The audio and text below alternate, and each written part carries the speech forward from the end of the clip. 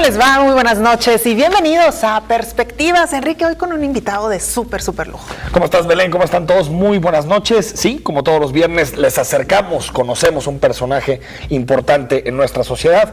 En este caso, este viernes nos toca platicar con César de Anda. César de Anda Molina, nacido en la ciudad de Guadalajara, Jalisco, estudió la licenciatura en Administración de Empresas en la Universidad Autónoma de Guadalajara. Ha cursado varios programas de Administración y Finanzas en la Escuela de Negocios de Harvard. Es presidente del grupo Innova Alimentos y a los 19 años fue nombrado como presidente de la Asociación de Productores Avícolas de Tepatitlán, fundador y presidente de la Unión de Asociaciones Avícolas de Jalisco, presidente de la Unión Nacional de Avicultores y presidente de la Asociación Norteamericana de Avicultura. Actualmente su empresa Innova Alimentos hace presencia con sus productos de proteínas de huevo en Japón, la Unión Europea, Europa del Este, Rusia y Medio Oriente. Esta noche en Perspectivas nos acompaña el licenciado César de Anda Molina. César, buenas noches, gracias por estar aquí. Gracias, Belén, Enrique, muchísimas gracias. Es un honor estar con ustedes. Gracias por acompañarnos. Oye, platícanos, pues eres, digamos, uno de los empresarios más importantes que tenemos en Jalisco y aparte que tiene pues, un recorrido global muy interesante. Platícanos en qué estás ahorita en términos de tu desarrollo empresarial. Gracias, bueno, primero muy amable por esos comentarios. Bueno, estoy muy lejos de ser de los empresarios más importantes del Estado, pero probablemente sí caminando es de los que he llegado más lejos en el tema de la organización empresarial, no tanto en el ámbito de los negocios, sino en las organizaciones de empresarios. Durante mucho tiempo, desde que me definí como alguien que le interesaba el participar en estos organismos empresariales, estuve tratando de rodearme de mentores y de personajes que te ayudaran a tomar decisiones. Eso ha sido fundamental en mi vida empresarial y en mi vida dentro de los organismos empresariales. Gente que te ayude a buscar cómo servir mejor a los demás, pero obviamente también sin descuidar tu negocio, que finalmente es de donde comes y de donde puedes dejar un patrimonio a tu familia. Así es que hace 25 o 30 años pues establecimos una ruta y que se ha venido cumpliendo, y bueno, había un organismo internacional importante para la industria del huevo que ha sido mi leitmotiv, ha sido mi motor para poder generar fuentes de empleo y una empresa más o menos importante.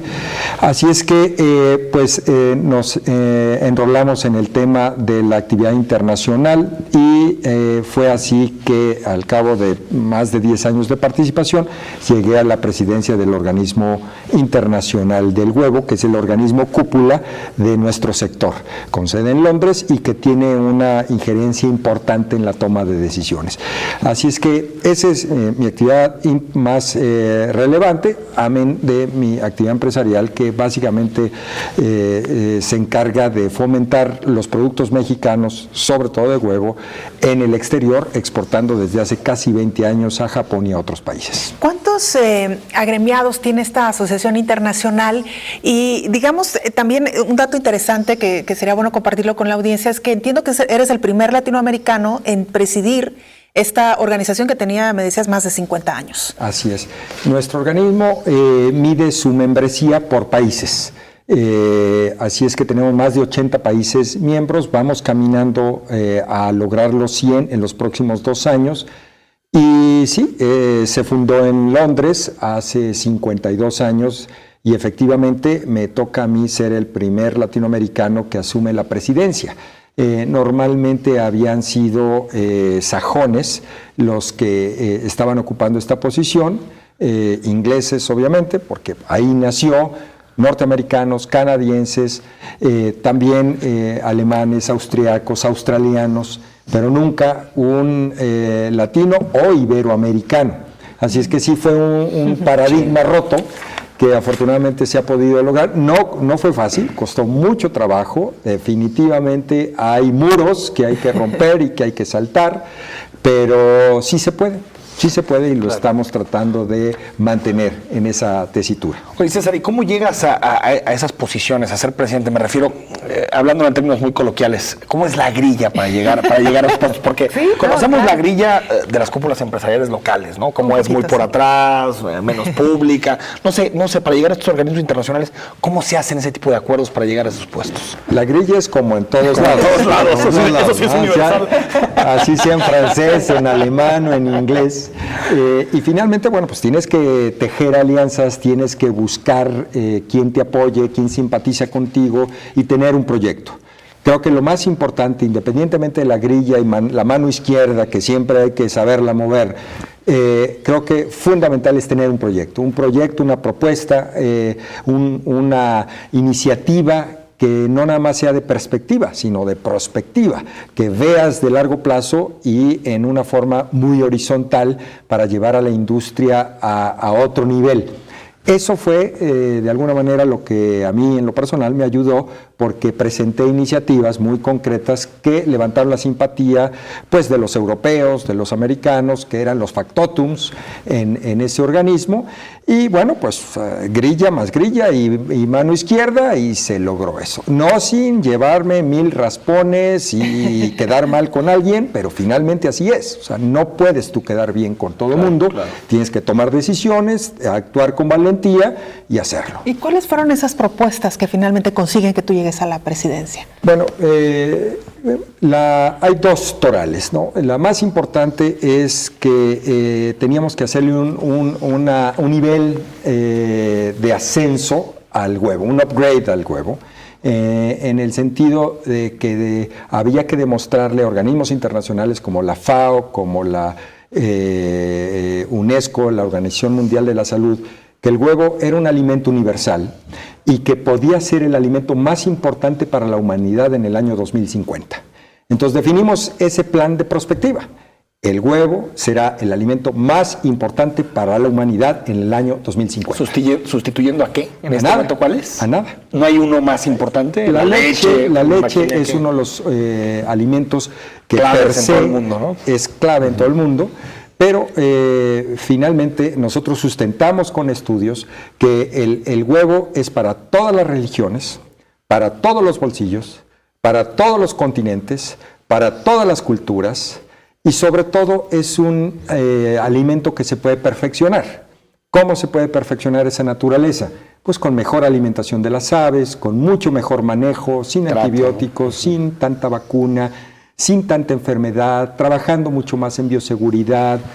En fin, hay muchas cosas que se plantearon en un plan de largo plazo, que lo están haciendo empresas mexicanas, que lo están haciendo empresas europeas, brasileñas, y que creemos que estamos en ruta. Nos faltan todavía un buen número de años, pero en el año 2050, y espero antes, será el alimento per se más importante para la humanidad. ¿Ese era uno de los puntos torales? Ese era el punto segundo que nos comentabas. El segundo es responsabilidad social. Responsabilidad social. El segundo es que nosotros somos un gremio que produce un alimento básico en África, en América Latina, en Asia, en Europa, y que vamos a las clases más deterioradas socialmente.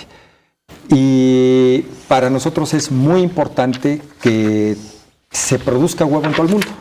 Así es que una de las propuestas fue crear la Fundación Internacional del Huevo. Esa International Egg Foundation lo que pretende es enseñar a pescar, enseñar a producir huevo en zonas de menor desarrollo, como algunos países africanos, como Suazilandia, ahí empezamos, y que mediante el apoyo de compañías transnacionales y gobiernos locales hicimos todo un programa para enseñar a producir huevo a algunas aldeas y algunas regiones. Eso ya aprendió, tiene 3 años y pico trabajando.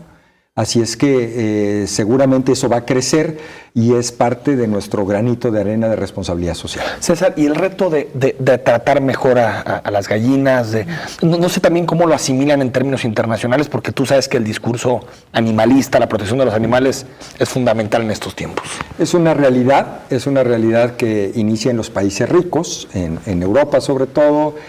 En Estados Unidos es en California, que es una mini economía como si fuera un país dentro de una gran potencia, una mini que podría ser el sexto o séptimo del mundo, y que viene toda una tendencia en el tema de las gallinas libres, gallinas de libre pastoreo. Que no están en jaula, ¿no? Así estresadas. Esa es una realidad, pero finalmente, eso ya es una opinión de mi cosecha.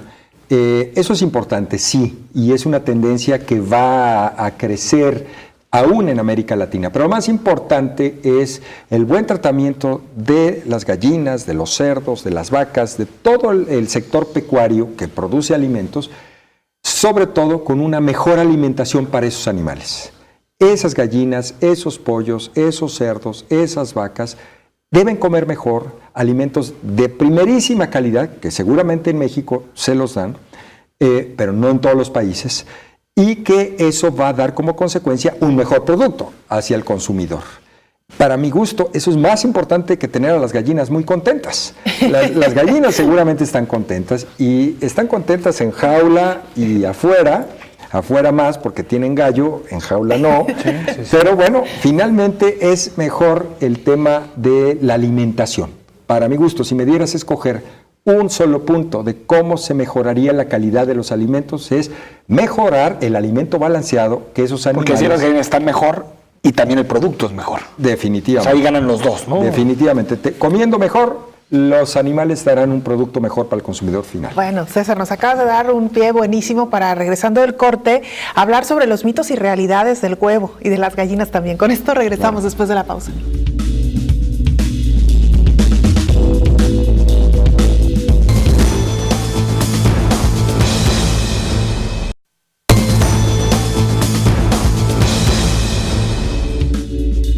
Estamos de vuelta en Perspectivas y Belén ya lo anunciaba, mitos y realidades del huevo. Sí, mitos y realidades del huevo. Yo creo que hay muchos, para quienes somos consumidores de huevo. Oye, pues somos mexicanos, comemos huevo. Claro. Casi a todas horas. Por ejemplo, César, te comentaba un poco sobre los huevos vegetarianos. O sea, ¿por qué se les llama huevos vegetarianos y si realmente son vegetarianos? Y un poco sobre las condiciones que ya hablábamos de tener estas gallinas sueltas y felices. También, ¿qué tanto eso se va a convertir ya en una generalidad o no? Cuéntanos un poquito de esto, por favor. Sí, en el tema del huevo vegetariano, viene de gallinas que solamente están consumiendo granos, no tienen proteína de origen animal. Así es que es algo muy bueno, es un producto especializado, como es la tendencia en nuestra industria a nivel mundial. Habrá huevos de 5, 6 o 10 diferentes posibilidades de producción o sistemas de producción. Claro. Este es uno de ellos, las gallinas vegetarianas, gallinas que solamente consumen granos y oleaginosas y complementado con vitaminas y minerales, por lo tanto es un huevo muy bueno. No quiere decir que los otros no, pero es un huevo diferente. En el tema de las gallinas de libre pastoreo, bueno, pues también es otro sistema de producción, bueno también, donde tendrá que pagar el consumidor un poco más porque sale mucho más caro producir ese huevo. Tiene sus pros y sus contras. O sea, produce menos la gallina en espacios abiertos. Probablemente puede producir un poquito menos. Tiene tendencia a enfermarse un poco más del tema del estómago, por obvias razones, porque anda suelta, está comiendo cosas que no debe. Sin embargo, es el típico huevo de rancho, que el consumidor lo compara con lo que sabía antes el huevo. Así es que es otro sistema, tiene su precio y tiene su mercado, es un nicho de mercado. La tendencia, ¿sí?, en Europa va hacia allá, en algunos estados de la Unión Americana como California va hacia allá. En América Latina también, pero en una mucho menor escala, porque finalmente aquí claro que nos importa el bienestar animal, pero más nos interesa el bienestar del consumidor. Y el bienestar del consumidor, insisto, va hacia otra tendencia. Creo que tenemos que trabajar mucho más como industria a tener un producto sano completamente por los ingredientes que consumen esas gallinas y también en el uso muy responsable de medicamentos y antibióticos. Oye, ¿qué tan importante, César, es México en el mercado internacional de huevo? ¿Es importante en términos de producción? México es muy importante, primero, porque es el mayor consumidor per cápita de huevo en el mundo. Sí, yo tenía ese dato. Sí, más de un huevo diario por persona, lo cual nos lleva con mucho al primer lugar, más de 100 huevos más que los Estados Unidos, así es que ese es un súper mensaje, que aquí hay mucho más de huevos 100 que en Estados Unidos. ¿Anuales? Más de 100 huevos al año. Está bueno hasta para la propaganda de Trump. Hay que decírselo a Trump, Absolutamente, claro. absolutamente. Oye, sí, Y los países asiáticos como Japón también están consumiendo una cantidad muy similar a la de México. En el tema de producción, México es el 6º productor de huevo del mundo.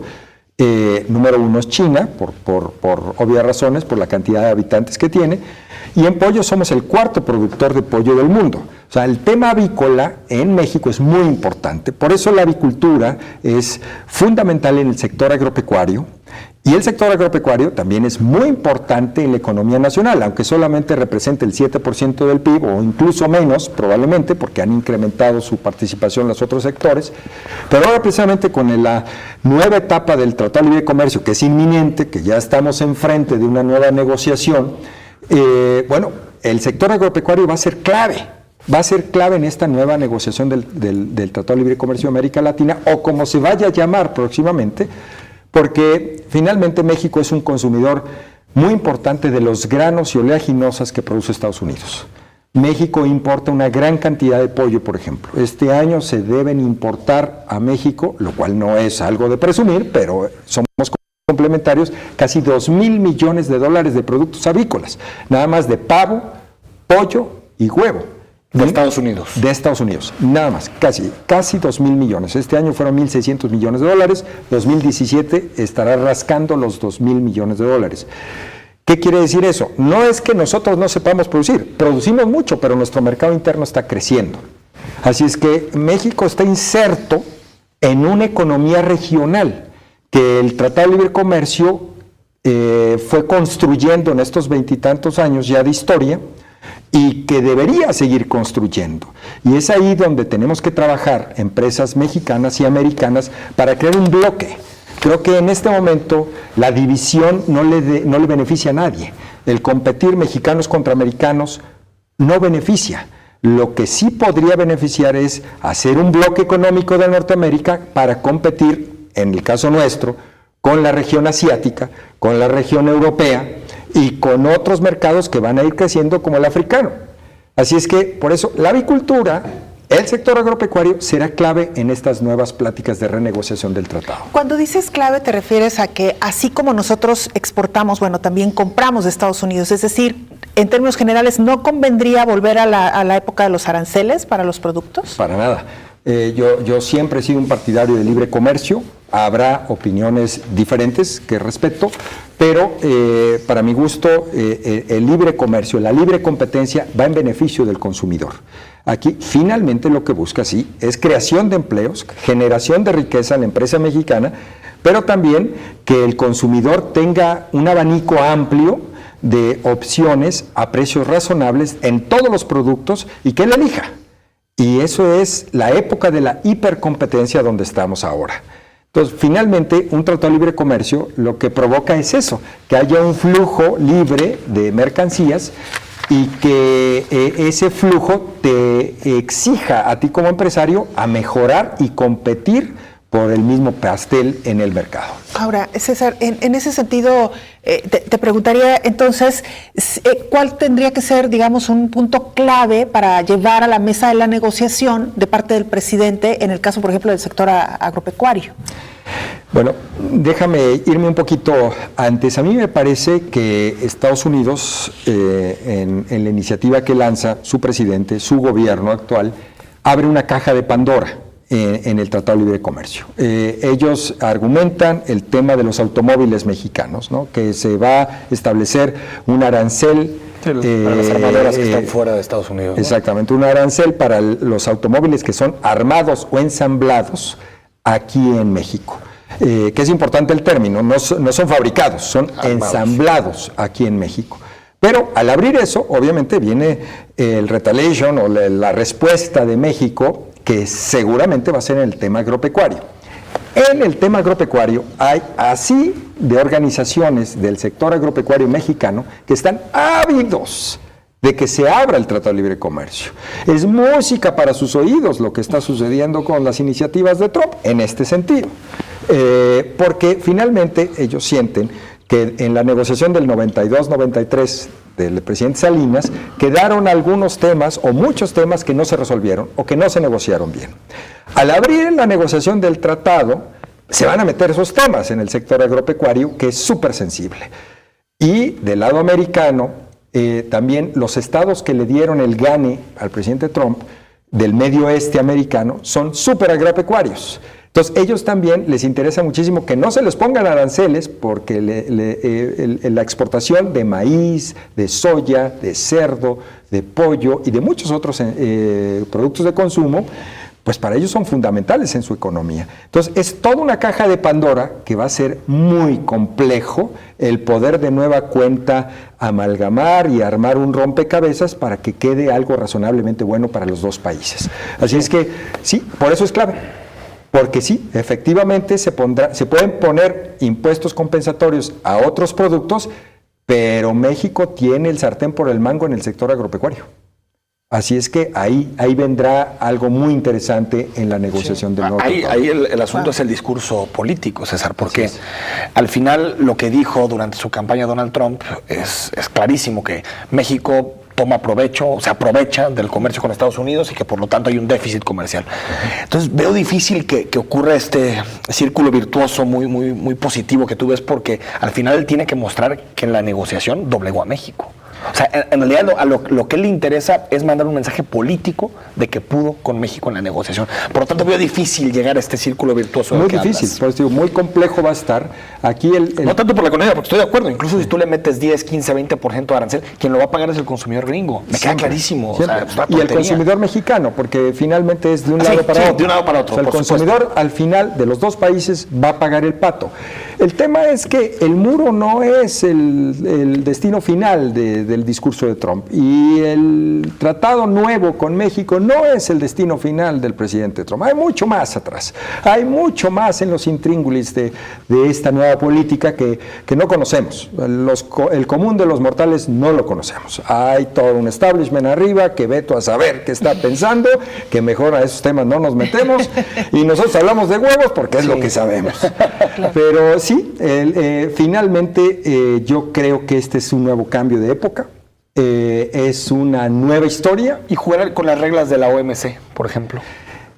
La OMC es un organismo obeso, un organismo difícil de ponerse de acuerdo, que ha tardado años y ha habido rondas, que la ronda de Doha, que la de Uruguay, todo, Uruguay. Claro.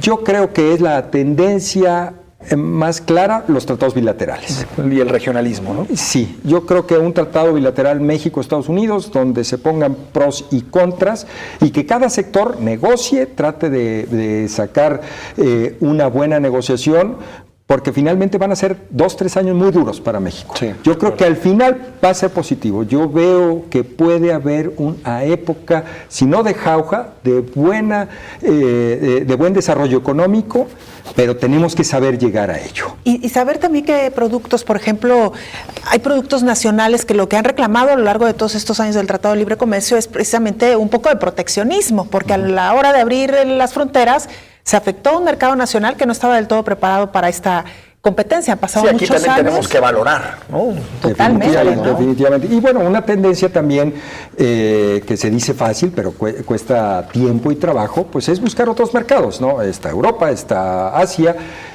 América Latina.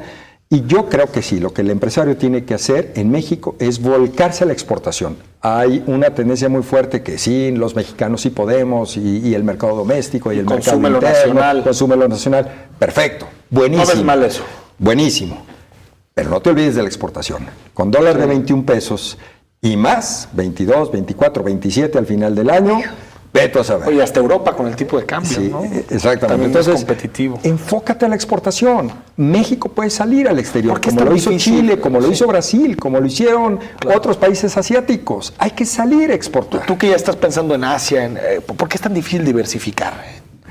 Pues mira, yo creo que México es un asunto del gobierno, de las empresas. Sí, está completamente atado México a los Estados Unidos. O sea, el 70% y pico es de tu comercio, 80. Está casi 80%, está ligado a los Estados Unidos.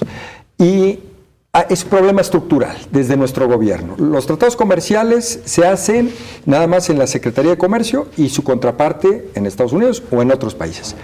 Pero amén, en el sector agropecuario, en el sector de alimentos, hay otro tratado que hay que hacer, que es el tratado sanitario.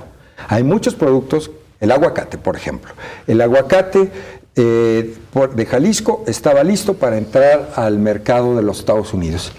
Se hace bombo y platillo, se van los primeros camiones y lo regresan. Sí. ¿Por qué? Falta un papel. Falta un papel de firmar del protocolo sanitario. Así sucede con muchas otras cosas. Que por cualquier cosita... México tiene que tener un brazo de negociación sanitaria en el tema de alimentos tan fuerte como el de la Secretaría de Economía. Volvemos con eso, César. Tenemos que ir al corte, regresamos ya al tercer segmento. Rapidísimo. No hemos hablado ni de su vida. No, pero ahorita con esto Va a volvemos. pensar la gente que nació produciendo huevos. Vamos al corte. Bueno, desde muy chiquito, sí. Tal cual. Vamos al corte.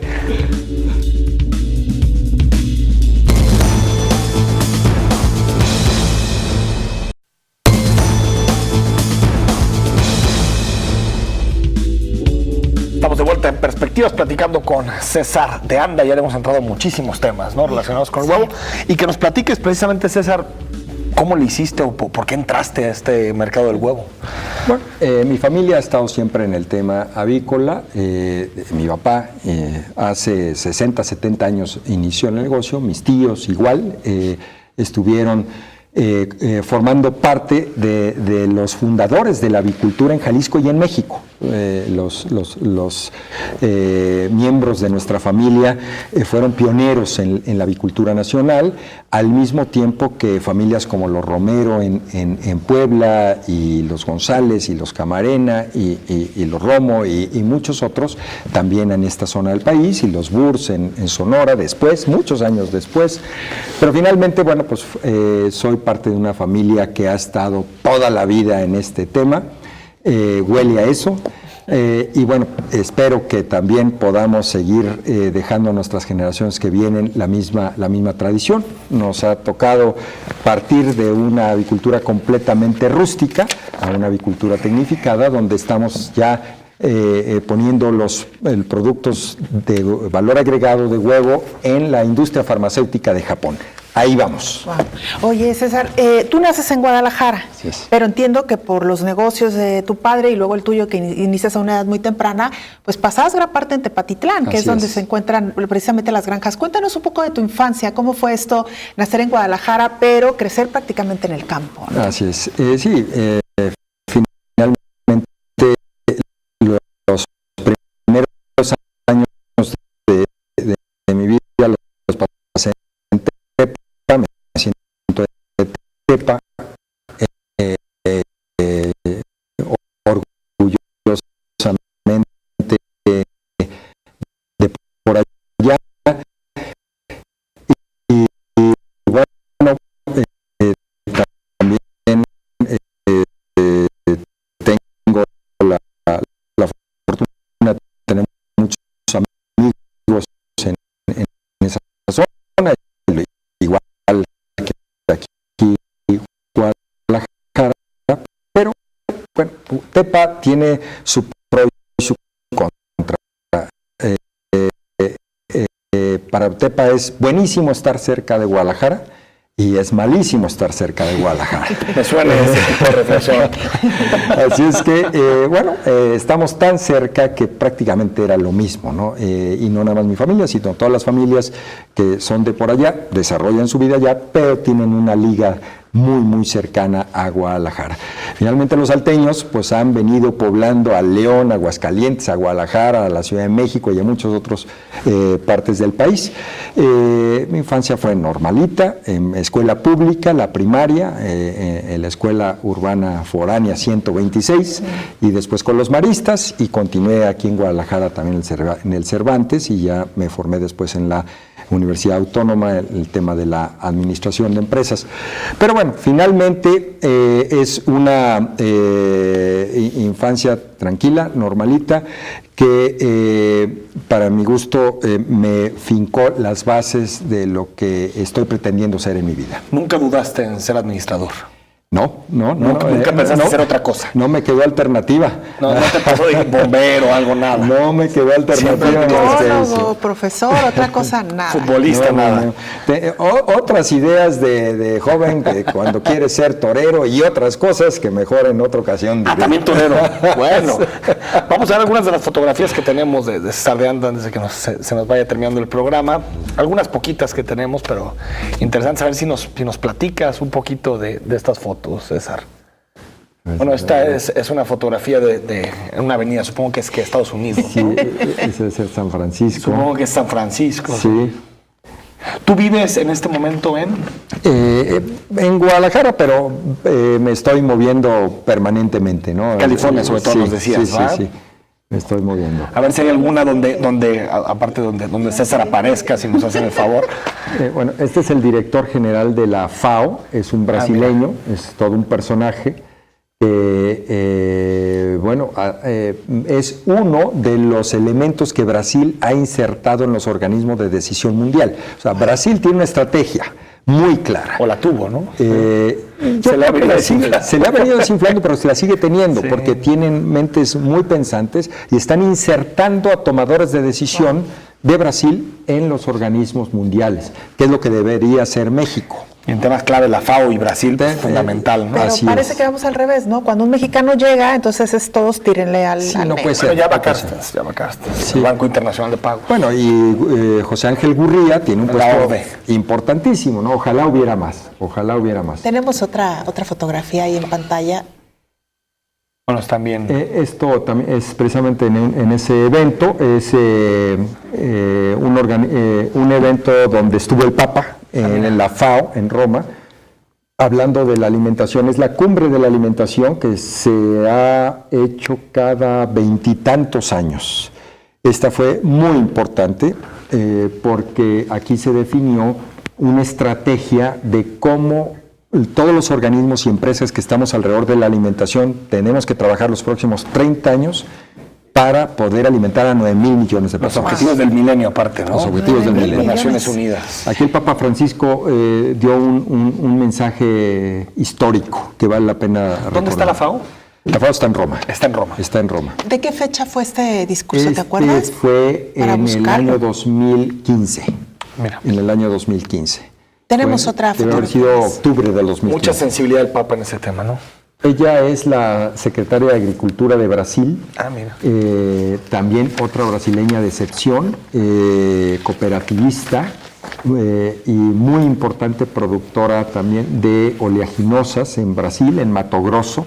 Y llega como mujer a una posición muy dura, muy difícil, porque Brasil es un estado que lo conocemos por el fútbol y muchas otras cosas, pero el tema agropecuario es fuertísimo. Sí, claro. Y el que una mujer haya logrado ser la secretaria de Agricultura es noticia mundial. Es un personaje. Y tuve la oportunidad de conocerla, convivir con ella. ¿Estuvo con Dilma ella Rousseff? Estuvo desde Lula, fue uno de los brazos derechos de Lula, contraria a Lula, y Lula la invita como parte de su gabinete, y luego se queda con Dilma Rousseff. Muchas mujeres con Lula, ¿sí? Marina Muchas Silva, mujeres. Dilma. Sí, muchas mujeres. No sé si habrá alguna otra. No, esta es la última. Estas son las fotografías de César Anda. César, hacerte algunas preguntas personales para conocerte más. No muy personales. No íntimas, pero sí personales. ¿Cómo te defines ideológicamente? Trato de estar en el centro con mucha responsabilidad social. Ya nos comentabas sobre algún talento o actividad que quedó por ahí truncada en la juventud, pero más en específico, algún talento, alguna actividad que desarrolles más allá de la actividad empresarial. Me gusta la diplomacia y finalmente con el paso de los años, el haber tenido la oportunidad de haber viajado y conocer diversas culturas y países, pues es algo que me emociona el interactuar con esas culturas, leyendo, conociendo más de sus países, de su forma de ser, y tratar de entenderlos y construir alianzas en el ámbito de los negocios, pero también en el tema humano y personal. ¿Algún libro que te haya marcado? autores latinoamericanos, me gusta mucho Gabriel García Márquez, y para mí 100 años de soledad pinta toda una cultura de nuestros países. El realismo mágico. Exactamente, una realidad que a veces fantaseamos, pero que si tú la comparas con las historias de las familias mexicanas, en pues cada capítulo encontrarás una similitud. Una referencia, claro. Entonces, para mí, muchos pueblos mexicanos son Macondo y muchos mexicanos son Aureliano Buendía. En el caso del tema empresarial, me gusta mucho leer libros que te relacionen con la mejora en la administración, la mejora en la conducción de las empresas, historias de éxito, desde las básicas como la de McDonald's, como la de Apple, de Steve Jobs, que Steve Jobs tiene muchos autores que hablan de él y es muy bueno, pero me llama mucho la atención Good to Great, de Jim Collins, que es uno de los libros ya que es un clásico, que creo que un empresario o un funcionario público debiera leer, porque no es suficiente ser bueno, hay que ser verdaderamente grande. Wow. ¿Algún personaje de la historia con el que te identifiques? Gandhi. Gandhi me parece que es un personaje que marca un hito y que abre en nuestra época el camino para personajes como Nelson Mandela, como Martin Luther King, pero sobre todo Gandhi establece una brecha entre el mundo muy educado inglés y el sincretismo, el mundo espiritual diferente de la India, y establece un puente, sí. Un puente sin armas, un puente que finalmente le lleva a la independencia de la India. Entonces Gandhi es... Sí, y la no violencia en un tiempo de amplísima violencia, así ¿no? es. En la Guerra Fría. ¿Te gusta el fútbol? Mucho. ¿Sí? ¿A quién le vas? No hay otro. Chivas. A que llama el clásico. Exactamente. Híjole. ¿Es cierto que estuviste interesado en comprar las Chivas? No, mira, siempre hemos estado muy cerca de la afición de las Chivas. Las Chivas es una religión para una parte del pueblo de México y de los mexicanos que viven en Estados Unidos. Es impresionante el fenómeno Chivas. Así es que no, simplemente soy muy chiva. He estado cerca de los que sí han sido potenciales compradores o interesados en participar en las Chivas. Soy amigo de Jorge Vergara, como lo fui de Chava Martínez Garza, como en su tiempo de la directiva del Club Guadalajara. Así es que todo lo que pase a las Chivas a mí me interesa y me seguirá interesando. ¿Diarios, periódicos lees? Sí. ¿Todavía en impreso o ya en tablet y estos dispositivos? De los dos. Yo creo que el sabor de leer el periódico impreso, eso no te lo quita a nadie, y que tus manos se te queden todavía un poco manchadas de tinta. Sí, los locales y uno que otro internacional. ¿Te gusta la música? Sí. No sé mucho de música.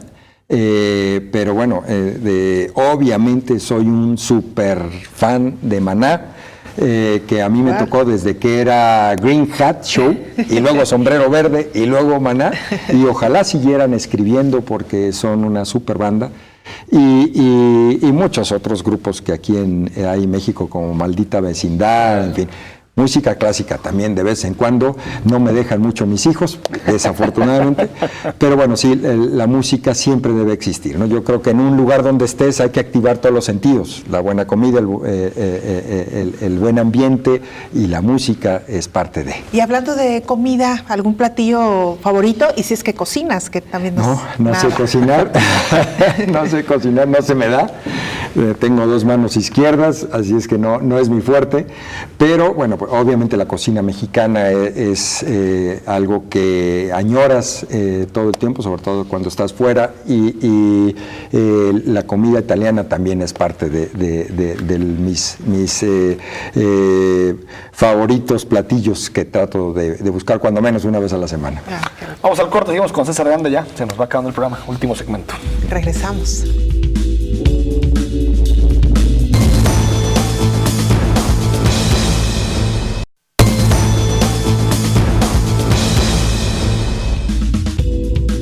Estamos de regreso regreso esta noche en Perspectivas, una charla por demás interesante. La verdad que ha sido muy pues grato, ¿no? Recibir a César de Anda, avicultor, uno de los empresarios más reconocidos a nivel nacional y a nivel internacional, porque ha llevado el huevo a casi todas partes del mundo. Y sobre todo también, Enrique, antes de entrar a otros temas, recordarle a nuestra audiencia que César a nivel nacional pues ha sido uno de los promotores del huevo seco, del huevo deshidratado, el huevo en polvo, que también ha sido todo un hitazo a nivel mundial, ¿no? Esta técnica. La deshidratación del huevo tiene una historia en diferentes países del mundo ya muy añeja.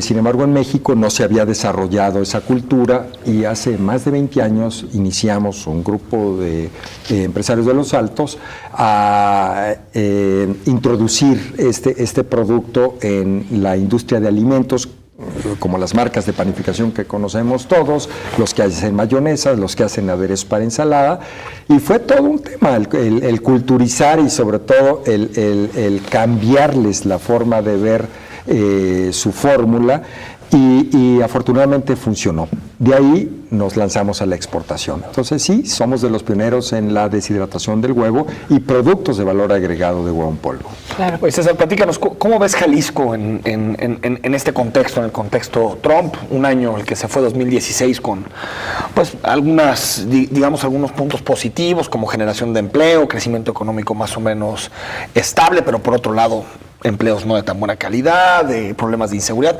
No sé qué balance haces de lo que fue 2016 para Jalisco y cómo ves el futuro del Estado en 2017. Lo veo en su justa dimensión, como todo en la vida, pros y contras, cosas buenas, cosas malas, porque aquí no cabe decir no tan buenas, no, cosas malas. De acuerdo. Yo creo que Jalisco tiene un potencial enorme de crecimiento, un potencial de ser líder a nivel nacional como economía estatal.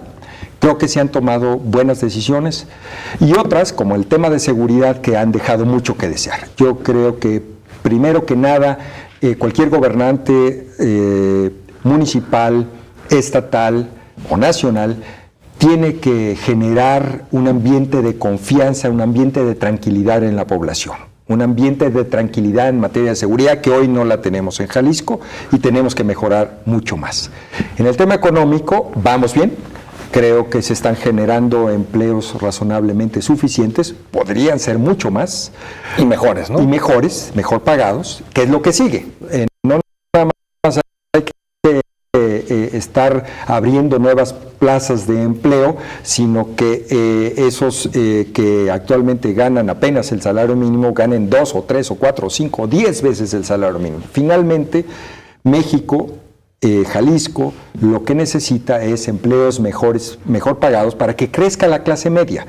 En México está creciendo la clase media, sí, y es una clase media diferente, no es medida individualmente como en otros países, sino por la forma en que somos los mexicanos, que trabajamos muy en familia, muy en equipo de la familia. El consumo doméstico está creciendo porque la clase media está incrementándose porque la familia tiene mayores ingresos, ya que trabaja el papá, la mamá, los hijos, el sobrino o alguien que vive ahí en la casa y todos aportan a lo mismo. Entonces el consumo está creciendo. Jalisco es parte de eso. Jalisco es un mosaico de lo que está sucediendo a nivel nacional. Entonces, ¿cómo veo a Jalisco? Lo veo bien, pero le falta mucho más. En este momento hay que hacer tiros de precisión. El último acuerdo que firma el gobernador Aristóteles con el gobernador de California para establecer un puente de comunicación, sobre todo con el tema de la tecnología, los talentos mexicanos que están trabajando allá y las empresas de tecnología americanas que están establecidas aquí, me parece extraordinario, me parece una de las mejores decisiones, casi como jugada de ajedrez que se está tomando en este momento aquí en México. Creo que este momento de crisis le está dando la oportunidad a Guadalajara, zona metropolitana, y a Jalisco de posicionarse como líder. Hay que salirnos de la crisis, salirnos del muro, salirnos de la discusión que no te lleva a nada y tratar de establecer una agenda. Jalisco debe establecer una agenda, Guadalajara tiene que establecer una agenda nacional en donde la discusión se vaya a otro ámbito, cómo mejorar la seguridad, cómo mejorar el ambiente de negocios para que la inversión local e internacional venga aquí.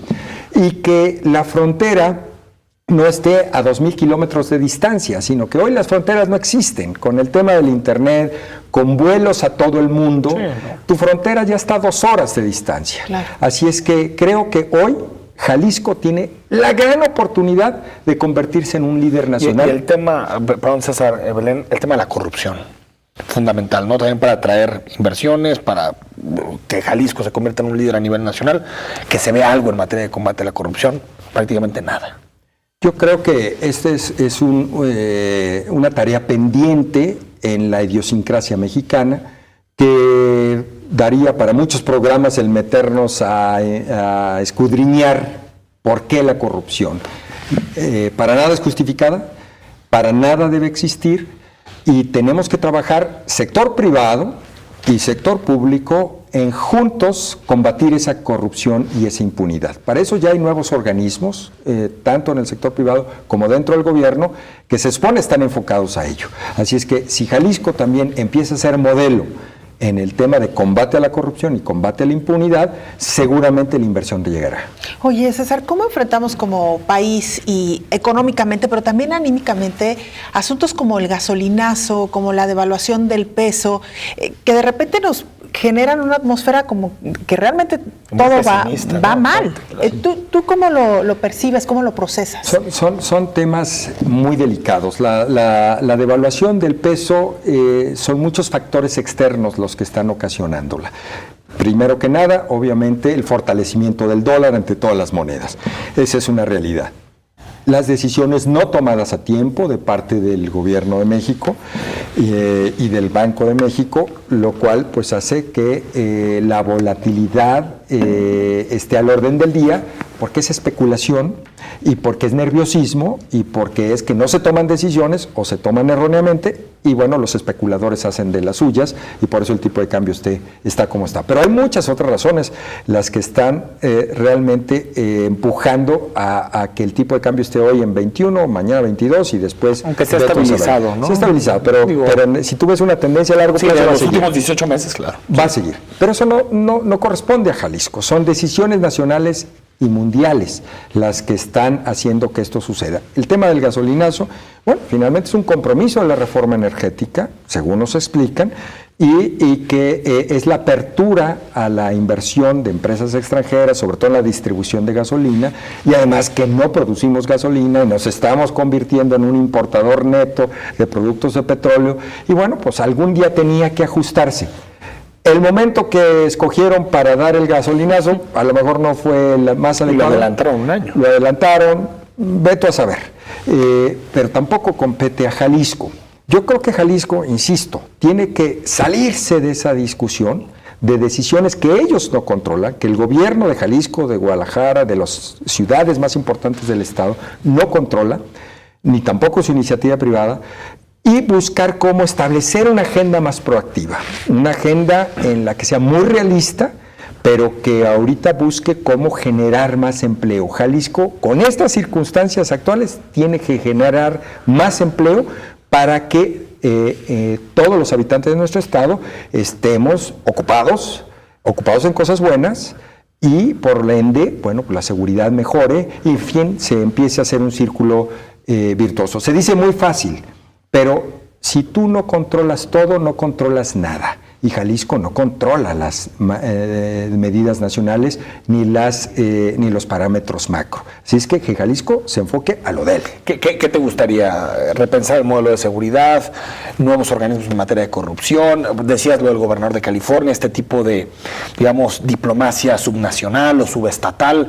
¿Qué te gustaría que hiciera Jalisco que sí está en sus competencias? Hay muchas ideas vagas que creo que vale la pena ir ordenando y haciendo una lista de prioridades. Primero que nada, Jalisco tiene diferentes factotums de poder, que no nada más están por 6 años, sino que trascienden. Bueno, esos factotums de poder tienen que ponerse de acuerdo. Y tienen que ver a un Jalisco de largo plazo, un Jalisco de 20, 25 y 30 años. Un Jalisco que vea cómo va a ser una locomotora de México. Jalisco tiene que creérsela, así como decimos que México tiene que creérsela, pues Jalisco más tiene allá de que quién llegue al gobierno de turno, más ¿no? allá de los azules, verdes, rojos o amarillos. Jalisco tiene que ser un plan de largo plazo, una verdadera planeación de dónde son sus sectores estratégicos que van a detonar el crecimiento, primero que nada. Después, en materia de seguridad, tiene que haber un orden, tiene que haber disciplina, tiene que haber mano dura cuando haya que haber mano dura. Desgraciadamente aquí, pues el crimen organizado se ha establecido como en todo el país y hay que buscar cómo enfrentarlo. No es nada fácil, es toda una tarea titánica que es de estrategia, es de inteligencia. Finalmente, bueno, Jalisco tendrá que buscar cómo hacerle, porque Jalisco tiene que ser diferente. Yo creo que ese es el mensaje más importante. Si Nuevo León está a la vanguardia en tal cosa, y si el Estado de México también, Jalisco tiene que buscar su cancha y ser el número uno en eso. No puede ser número uno en todo, pero sí tienes que buscar tus 2, 3 puntos más fuertes y ahí ser el número uno del país para diferenciarte, como lo ha hecho California en los Estados Unidos.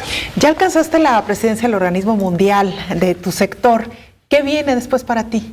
Back to basics. Ahora hay que ponerse a trabajar. Hay que ponerse a trabajar. Yo creo que hay muchas cosas que se pueden hacer desde tu trinchera. Obviamente siempre he sido un creyente que venimos a la empresa para generar empleo y riqueza, pero también a tu comunidad. También tienes que ampliarte para que tu comunidad tenga un beneficio y hay que trabajar cada vez más objetivamente en que se multiplique ese beneficio. César de Anda, un placer haber platicado contigo. Gustazo, Gracias por muchas acompañarnos. Al contrario. Nos da para otro programa, yo. Sí, fácilmente. Ojalá que nos aceptes gracias. otra invitación. Encantó Hay la muchos vida, temas. muchas gracias. Y para que nos opines de la agenda de Jalisco. Sí. Vámonos, Belén. Nos vamos. Hasta el Muchísimas lunes. gracias. Buen fin de semana. Buenas noches.